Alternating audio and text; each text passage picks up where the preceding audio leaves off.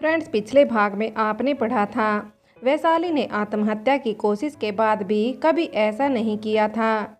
देविका ने कहा, जो कि अभी भी ऋषिता की बातों से सदमे में थी। हाँ, उस वैशाली ने हमारे कारण आत्महत्या का प्रयास किया और जब हमने उससे प्यार से बात कर बेवकूफ़ बनाया तो उसने हमारे खिलाफ शिकायत भी नहीं की। इससे सबक तो ज़रूर सिखाएंगे ताकि ये फिर से ऐसा कुछ कहने या करने का सोच भी ना सके। सुदेश जी जब अपनी बात कह रही थी तब ऋषिता खिड़की के पास खड़े होकर सब सुन रही थी। फिर वो मुस्कुराते हुए वहाँ से चली गई।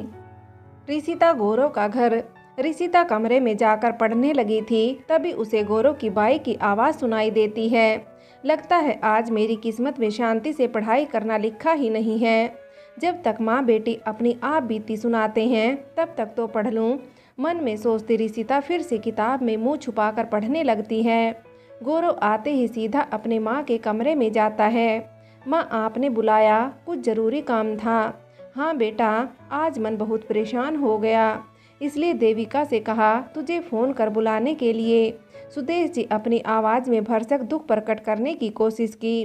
पर माँ, हुआ क्या है? गौरव भी अपनी माँ की बात सुन परेशान हो गया था और उनके पास बैठ गया था। तेरी पत्नी और उस कल की आई लड़की ने तेरी बहन को उसकी लंबाई कम होने का ताना दिया और जब मैंने कुछ कहा तो उसने मुझे भी उल्टा जवाब दिया।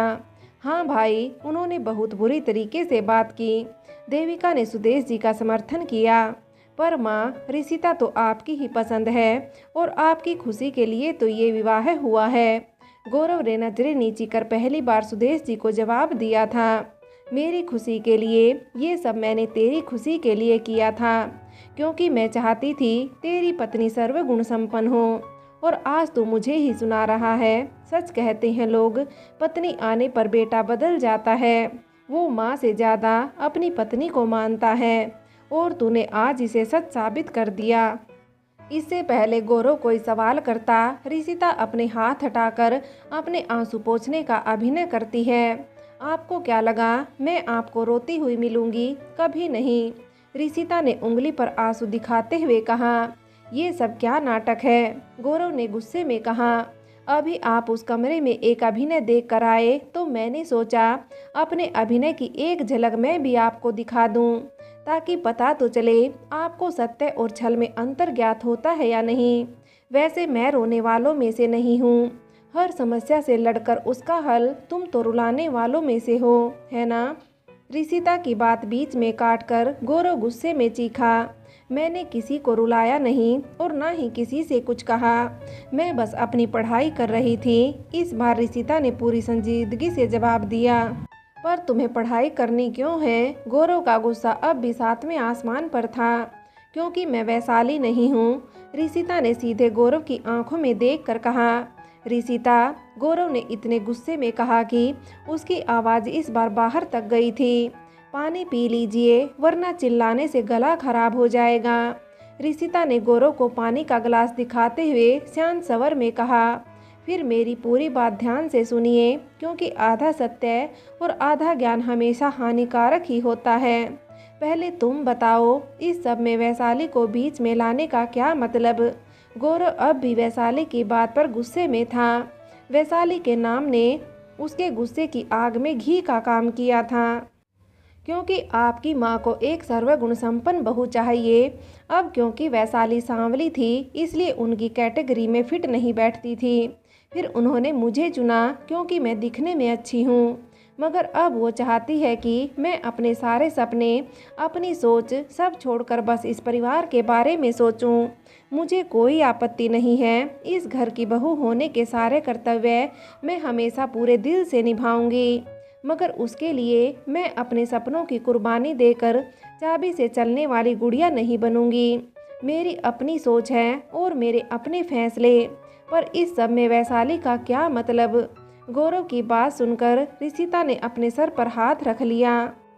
हे भगवान, इसकी सुई एक ही जगह अटक गई और कुछ तो समझ ही नहीं आ रहा। अपने मन के इन विचारों को छोड़ ऋषिता गौरव को समझाने का एक और प्रयास करती है। क्योंकि वैशाली को जब आपने छोड़ा तो उसके परिवार ने उसे संभाल लिया। कल को अगर मेरे अंदर भी आपकी माँ को कोई कमी नज़र आई और उनके कहने से आपने मुझे छोड़ दिया तो मेरे पापा मेरा साथ नहीं देंगे। इसलिए मैं पढ़कर नौकरी करना चाहती हूँ, अपने पैरों पर खड़ी होना चाहती हूँ। और मैं वैशाली नहीं हूँ से भी मेरा मतलब यही था कि मैं वैशाली जितनी लक्की नहीं हूँ, क्योंकि मेरा परिवार मेरा साथ कभी नहीं देगा।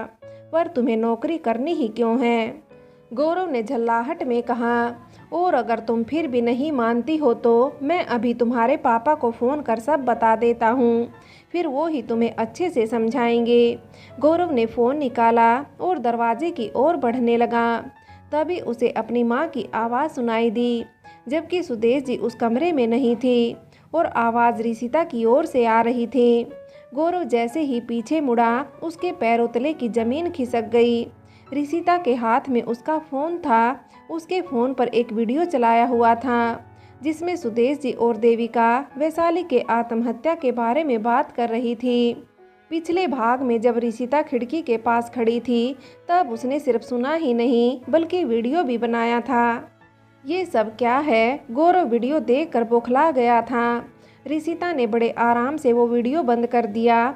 अगर आपने या आपके परिवार में से किसी ने भी मेरे परिवार को इस सब के बीच में लाने की कोशिश की तो ये वीडियो पुलिस के साथ और सोशल मीडिया पर होगा। और हाँ, इसे मेरे फ़ोन से हटा भी लिया तो भी मैंने इसे अपनी दो और दोस्त को सेंड कर दिया है। इसलिए कुछ भी गलत करने से पहले 1000 बार सोच लीजिएगा। मुझे धमकी दे रही हो, तुम ब्लैकमेल कर रही हो, गौरव ने रिसिता के पास आते हुए कहा।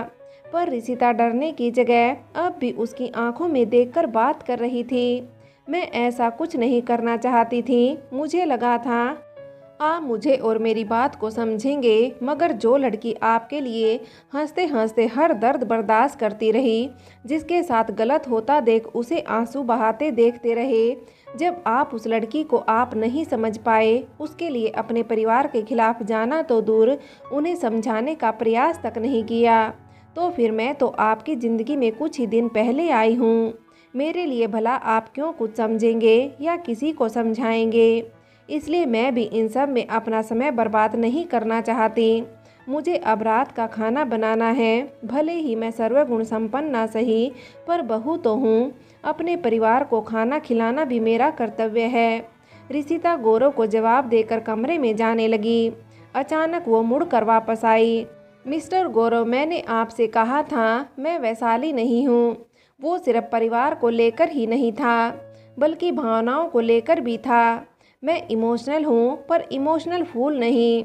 रिसिता ने जिस तरह गौरव की आंखों में देखकर कहा, उसे देखकर गौरव को गुस्से की जगह अपने अंदर डर का एहसास हुआ। आज पहली बार वो किसी लड़की से डर रहा था। वैशाली हर्षित का घर। क्या बात है वैशाली? अनुप्रिया ने रसोई में सब्जी काटने का काम करती वैशाली से पूछा। कुछ नहीं माँ, वैशाली ने धीरे से जवाब दिया। कुछ तो है माँ, मुझे भी आज इसका चेहरा कुछ उतरा हुआ सा लग रहा है। रुसाली ने अनुप्रिया जी से कहा। वैशाली बताओ क्या बात है? अनुप्रिया जी वैशाली के हाथ से सब्जी काटने का चाकू और सब्जी हटाकर पूछती है। वो माँ, बस हल्का सा सिर दर्द है। वैशाली ने झूठ कहा था। झूठ इसलिए क्योंकि उसे बहुत तेज सिर दर्द था। उसका पिछला अनुभव उसे खुलकर सच बोलने की इजाज़त नहीं दे रहा था। सिर दर्द है तो तू यहाँ क्या कर रही है? जाकर दवाई लेकर अपने कमरे में आराम करो।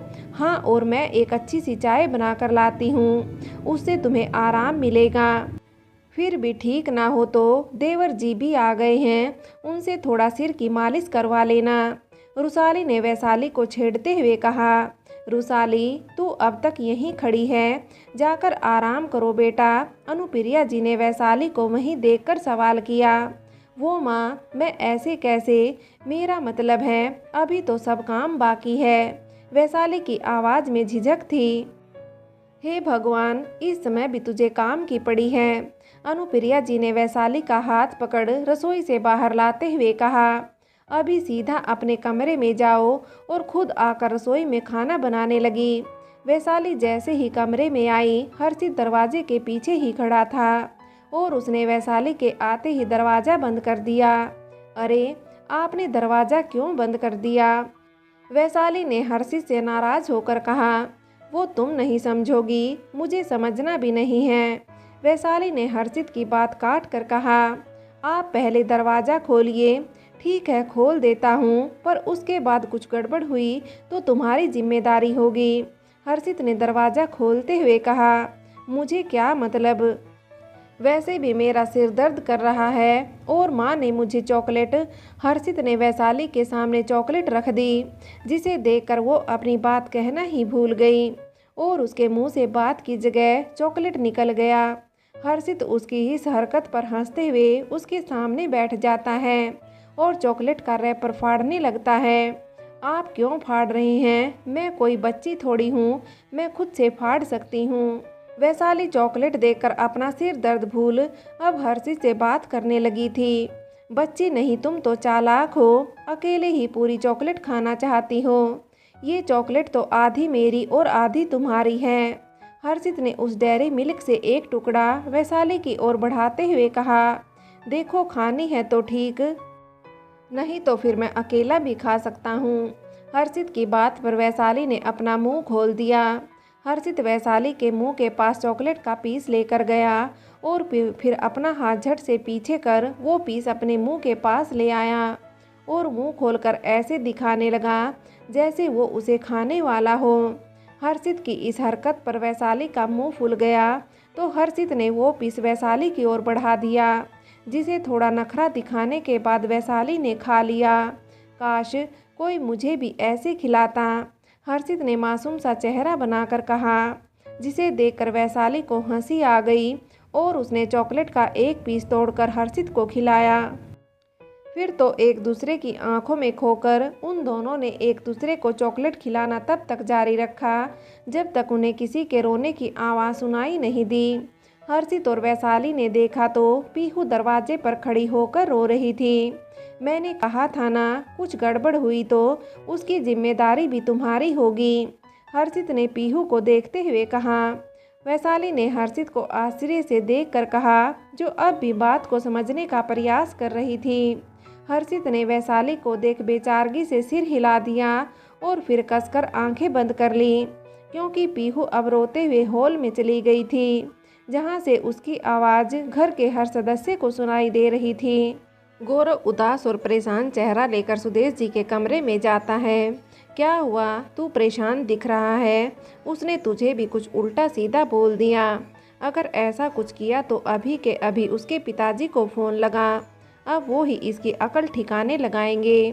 4 अक्षर क्या पढ़ लिए, खुद को महारानी समझने लगी है।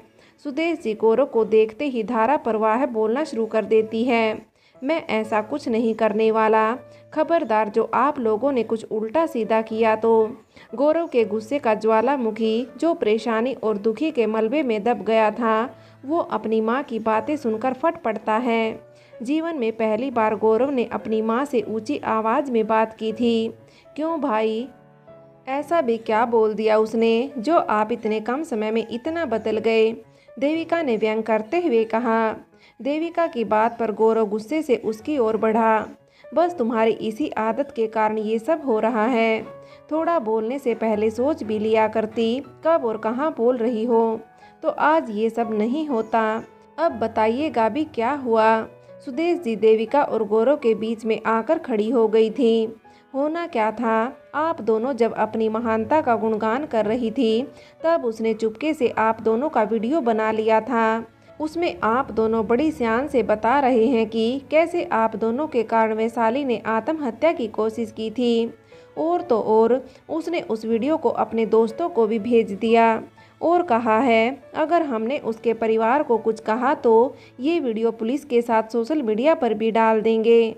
गौरव के स्वर में आने वाली मुसीबत का भय स्पष्ट झलक रहा था।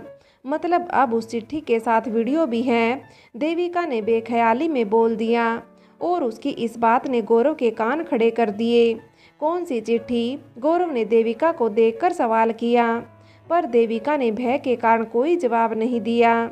मैंने पूछा कौन सी चिट्ठी? गौरव ने फिर से पूछा। इस बार गौरव की आवाज़ में इतना गुस्सा था कि देविका और सुदेश जी खड़े खड़े कांपने लगी थी। वो भाई, भाभी ने कहा उन्होंने अपनी दोस्तों के पास एक चिट्ठी लिख कर रखी है, जिसके हिसाब से अगर उन्हें कुछ होता है तो उसके जिम्मेदार हम सब होंगे। देविका ने डरते डरते गौरव को सारी बात बताई। देविका की बात सुनते ही गौरव सिर पकड़कर बैठ गया। वैशाली के सांवली होने से परेशानी थी ना आप दोनों को, लेकिन उसने कभी भी आपको ना बुरा कहा और ना बुरा सोचा। यहाँ तक कि आत्महत्या कांड के बाद भी आपके बस एक प्यार से बोलने पर सब भूलकर आसानी से माफ़ कर दिया था। फिर भी आपको तो सुंदर बहू चाहिए थी ना, अब भुगतो अपने सुंदर बहू के कारनामे। वो वैशाली नहीं है, जरा सी बात पर जेल भेजने से पहले एक बार नहीं सोचेगी। गौरव की बातों से सुदेश जी और देविका के चेहरे की हवाइयाँ उड़ गई। माँ, सच में वैशाली भाभी ने कभी कुछ नहीं किया, मगर ये तो बहुत ही तेज निकली, देविका ने अपनी माँ से कहा। सुदेश जी और देविका भी गौरव के पास बैठ गई। उन दोनों को भी एहसास होने लगा था कि रिशिता वैशाली की तरह उनसे डरकर या दबकर नहीं रहने वाली। हर्षित वैशाली का घर। पीहू की आवाज़ सुनकर सब हॉल में आ गए थे।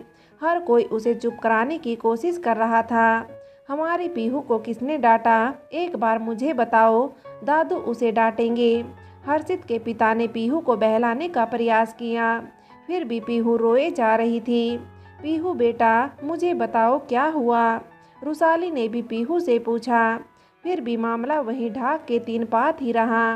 पीहू पापा को बताओगी तो पापा तुम्हें चॉकलेट देंगे, हर्षित के भाई वैभव ने कहा।